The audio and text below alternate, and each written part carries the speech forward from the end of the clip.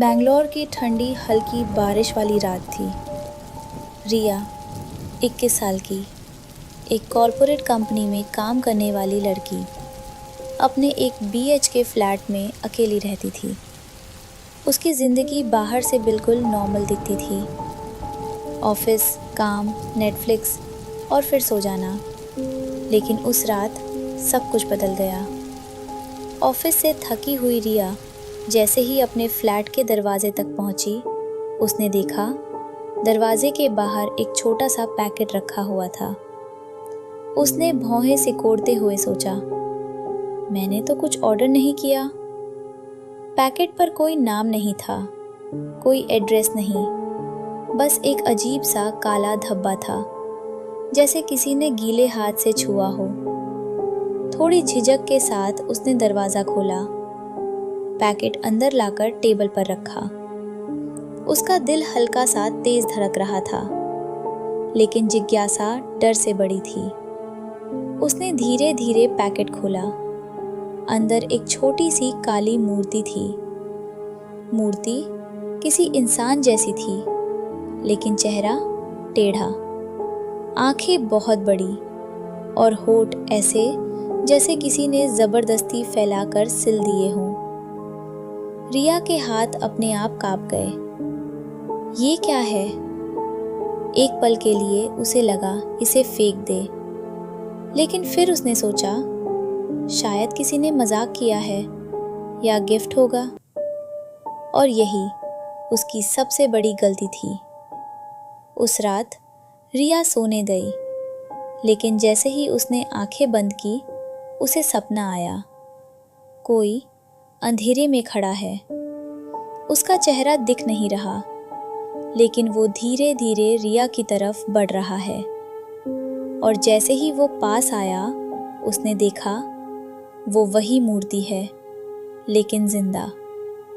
अचानक वो मूर्ति उस पर झपटती है और रिया चीखते हुए उठ जाती है।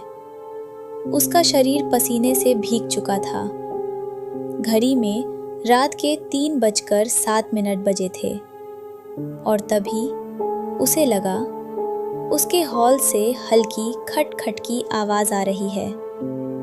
रिया ने डरते हुए दरवाज़ा खोला।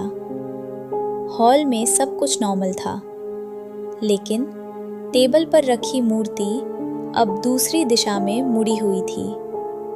उसने साफ याद किया था, उसने उसे दरवाजे की तरफ फेस करके रखा था। अब वो उसकी बेडरूम की तरफ देख रही थी।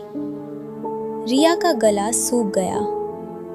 नहीं, ये मेरा वहम है, उसने खुद को समझाया और वापस सोने चली गई। अगले कुछ दिनों में चीजें और भी अजीब होने लगी। रात को बार बार वही सपना, कोई उसे मार रहा है। बाथरूम के शीशे में पीछे खड़े साए दिखना। फोन में अचानक अजीब आवाजें आना। और सबसे डरावना, कभी कभी उसे लगता कोई उसके कमरे में सांस ले रहा है। एक रात रिया पानी पीने उठी। जैसे ही उसने किचन की लाइट ऑन की, उसका दिल जैसे रुक गया। मूर्ति जो हमेशा टेबल पर होती थी, अब फर्श पर थी और उसके आसपास काले गीले पैरों के निशान थे, जैसे कोई अभी अभी वहां खड़ा था। रिया की आंखों से आंसू निकलने लगे। ये क्या हो रहा है? अगले दिन ऑफिस में भी उसका ध्यान नहीं लग रहा था। वहीं उसे याद आया, कुछ हफ्ते पहले ऑफिस में एक लड़का था, अंकित। वो रिया को पसंद करता था, लेकिन रिया ने उसे साफ मना कर दिया था।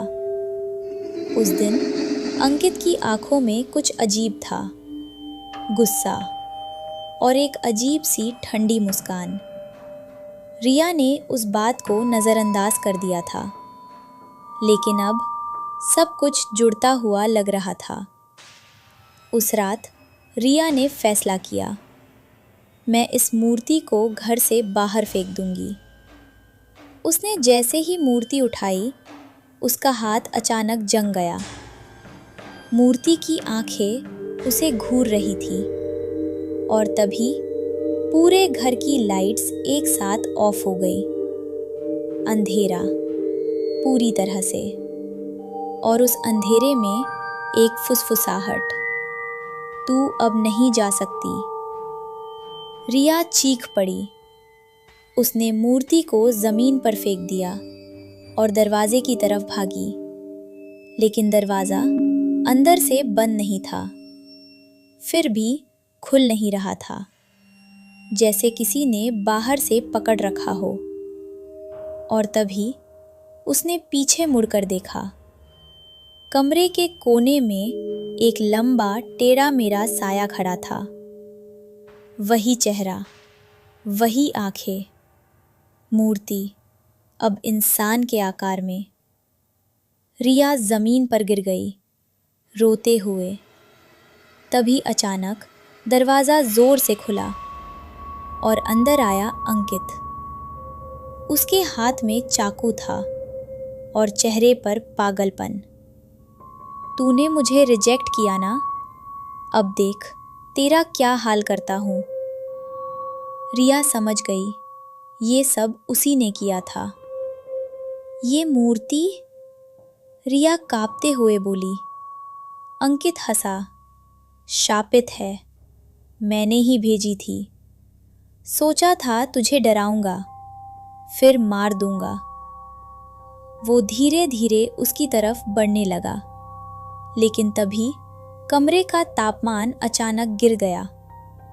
अंकित रुक गया। ये क्या है?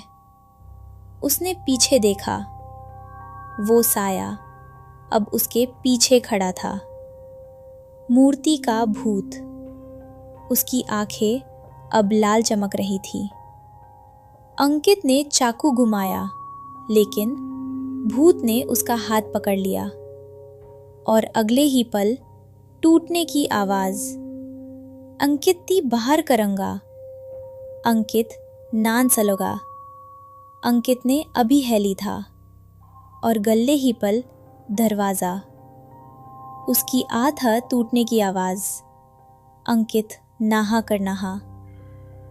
अंकित ते ती से लग दी, वो पर कर दिया था।